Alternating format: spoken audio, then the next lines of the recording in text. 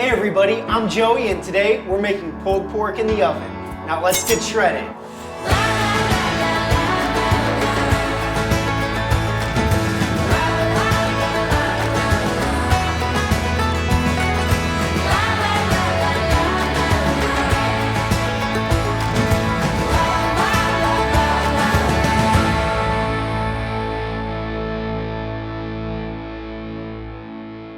Pulled pork in the oven is an easy way to feed a lot of people, and it's awesome too. The very first thing you need to do is preheat your oven to 275 degrees. Next, we're gonna go ahead and just pat this off with some paper towels, get it nice and dry so we can go ahead and apply the seasoning. Okay, now before we season this, let's talk about this cut of meat. There's many different cuts of meat that you can use to make pulled pork. They all have their slight differences, but they're all great cuts. Anything from the picnic roast, the pork butt, the Cali, or you'll often hear those terms used with the word Boston in front of it, and that's exactly what this is. This is a Boston pork butt, so essentially it's been deboned and wrapped up in butcher's twine to hold it together. Any of those cuts work very well. Now let's go ahead and talk about seasoning.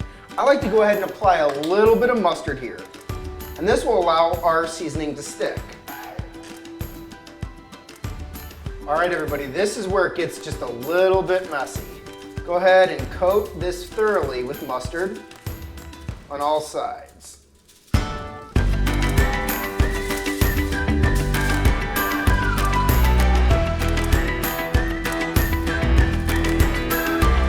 Now that it's covered in mustard, it's time to apply our Flavor Bomb pork rub. It's a combination of brown sugar, salt, and a lot of delicious things. For all the dirty details, go check out our website at redmeatlover.com. But we're going to apply this thoroughly to all sides, using my clean hand.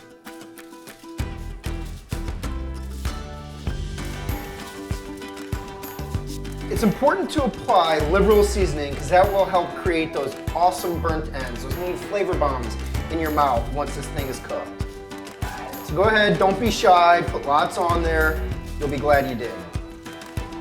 Now it's time to transfer our seasoned pork into a roasting pan. I like to use one with a raised rack so it allows air to circulate around meat as it cooks. Now, I always carry these claws with me because you never know when a street fight's gonna break out, but they're incredibly handy for transferring meat too. Here we go.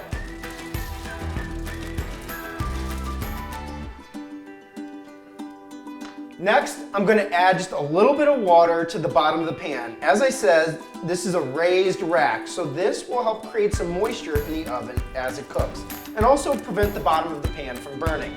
Follow me and let's put it in the oven.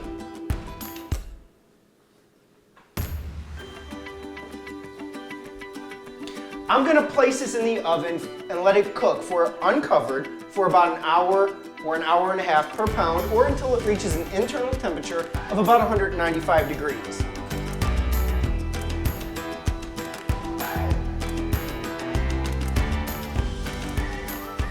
Next, I'm going to go ahead and put a thermometer right into the pork. This is an instant read thermometer that will monitor the temperature of this meat as it cooks. I won't have to open the oven, I'll never have to guess. I'll know exactly when this reaches 195 degrees.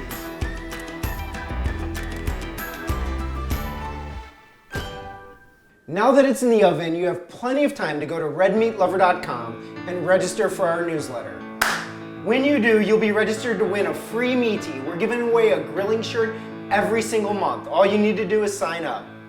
We'll be right back in a few hours and see you soon. All right, this has been cooking now for 7 hours, or about an hour and a half per pound.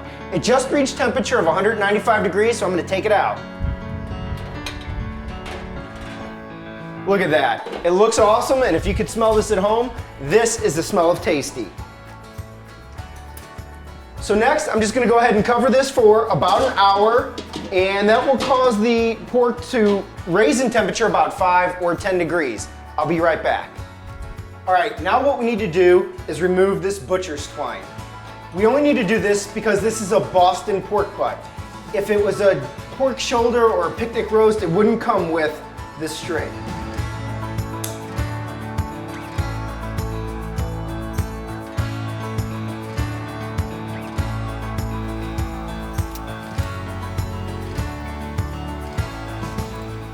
Now it's time to get shredded. You can use forks to do this, but I like to use my meat claws. They're handy in the kitchen and lethal in the streets. Now, whether you use claws or forks, the important thing is to pull the meat away from each other, which will allow it to shred very nicely. Here we go.